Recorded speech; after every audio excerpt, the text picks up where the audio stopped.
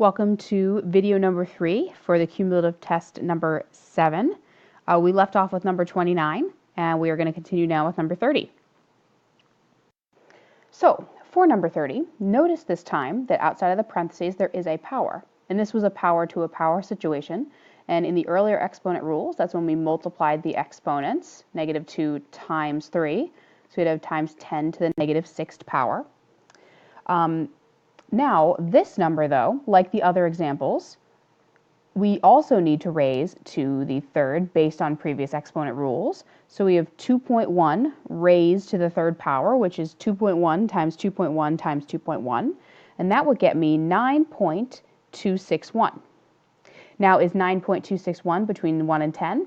Yes, it is. So I am done with my answer here.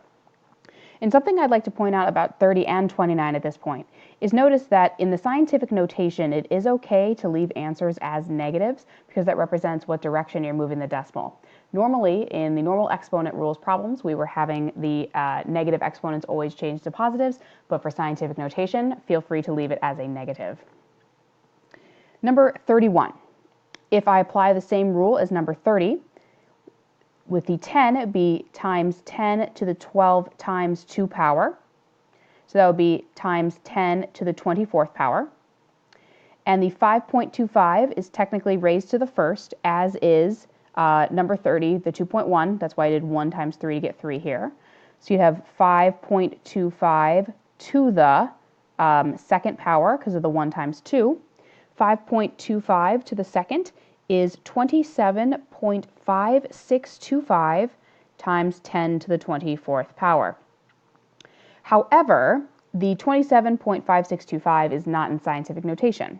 So we'd need to move the decimal point over 1 to get, I'll keep all the decimals, 2.75625 times 10 to the 24. And now we need to take care of the movement. We moved it over to the left 1 time, which means we need to add on our exponent that 1 movement because, again, the decimal place is moving farther away from the end of the number. So it's going to take 1 more step to get where we wanted to go. So my final answer would be 2.75625. Yes, I know that's a lot of decimal places, times 10 to the 25th power.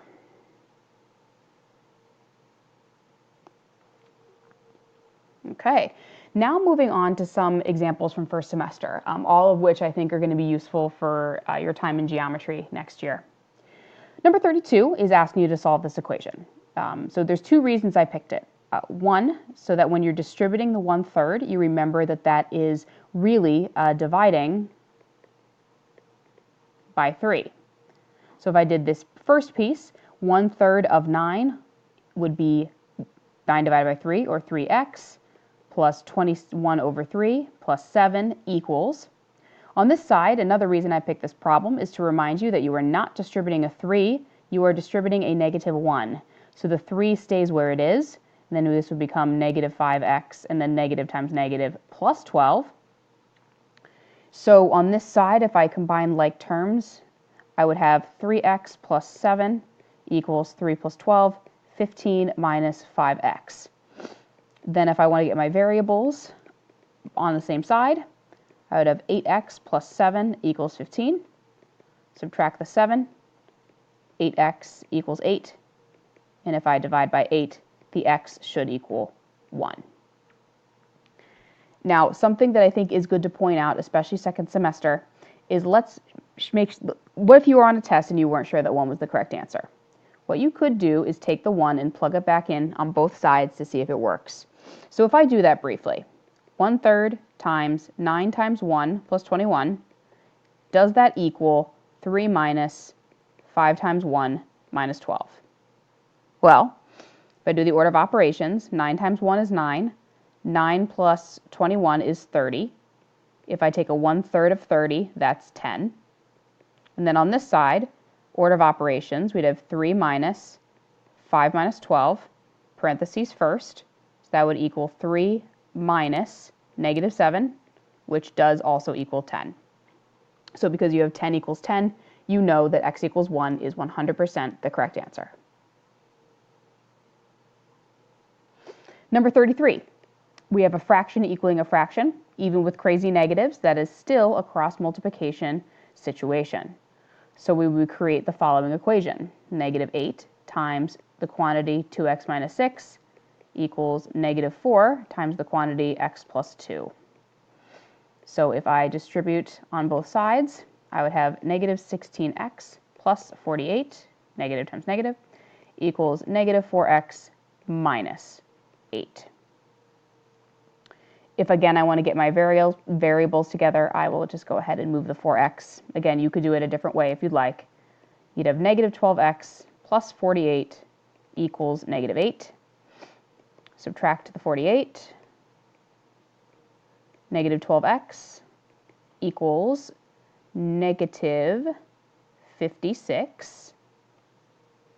If I divide by negative 12, this is not going to go in evenly, but I would get a positive 56/12, which is the same as, let's see, 4 goes into both of those. So if we divide both of these numbers by 4, 56 divided by 4 is 14, 12 divided by 4 is 3.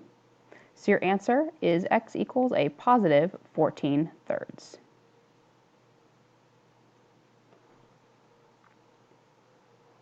Write an equation of a line that passes through each point with the given slope. Write your final answer in standard form. Well, instead of giving you 2 points on this one, that's the next problem, I gave you a slope and a point. And so if my goal is to get it into standard form, this is also from first semester, something that will help you in geometry also, we would like to start with point-slope form, because we can manipulate everything from point-slope. So I'd have y minus y1, which is negative 7, equals the slope of 2/3 times x minus x1, which is negative 3. In both situations, these become positives. So you'd have y plus 7 equals 2/3 x plus 3. And if I distribute the 2/3, I'd have y plus 7 equals 2/3 x plus 2, because 2/3 times 3 over 1 is 6 over 3, which is 2. Or you could have just crossed out the 3's and gotten the 2 that way as well. If I subtract the 7, I'd have y equals 2/3 x plus, minus 5. So this is my answer in slope-intercept form. If I want to get it into standard form, we need the x to come first. So we would have to subtract the 2/3 over to the other side, and we would have a negative 2/3 x plus a y, because it's positive, equals negative 5. A lot of you recall that you cannot have fractions in standard form, so you could multiply everything by 3 to get the denominator to cross out, and if you did that, you would have a negative 2x plus 3y equals negative 15. So this is one possible answer for the standard form. Some of you instead might want to multiply by negative 3, so the first term is not negative, and if you do that, all of these would change sign, and your answer could also be 2x minus 3y equals 15. Either one of those answers is great. Number 35, write an equation of a line that passes through the pair of points. Write your final answer in slope-intercept form, or y equals mx plus b. Well, if I want y equals mx plus b, I need to first plug it into point-slope form. It looks like I have a point, but I don't have a slope, so I need to find that first. y2 minus y1 over x2 minus x1. x1, y1, x2, y2. This becomes a positive. This becomes a positive. So my slope is 2 plus 7 over negative 2 plus 5, which is 9 over 3, or 3. Now that I know my slope, I can pick either point. I will pick this one, and I'll call that, so this would be my x1, and this is my y1 now. So I'd have y minus 2 equals my slope of 3x minus negative 2. If this becomes a plus, I'd have y minus 2 equals 3x plus 2, or y minus 2 equals 3x plus 6 if I distribute there. And if I add the two, my final answer in slope-intercept form will be y equals 3x plus 8.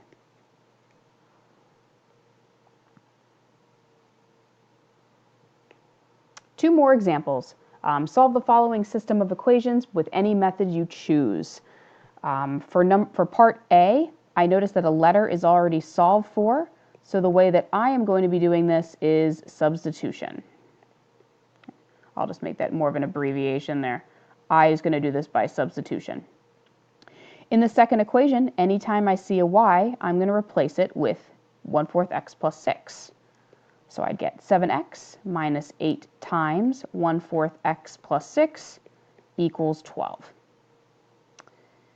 If I distribute my negative 8 in there, this is not being distributed, so it stays.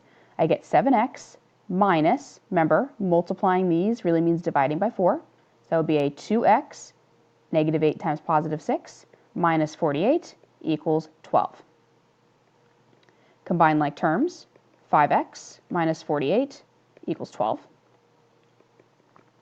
Continuing to solve for x, you would get 5x equals positive 60. And if I divide both sides by 5, I get that x is 12. To solve a system, you have to find both letters. So I am going to take the x I just found and plug it into this first equation. But yes, either will work. If I plug in the 12 as for x here, I would get y equals 1/4 of 12 is 3 plus 6, so y is a value of 9, which means that my final answer as a point would be 12, 9.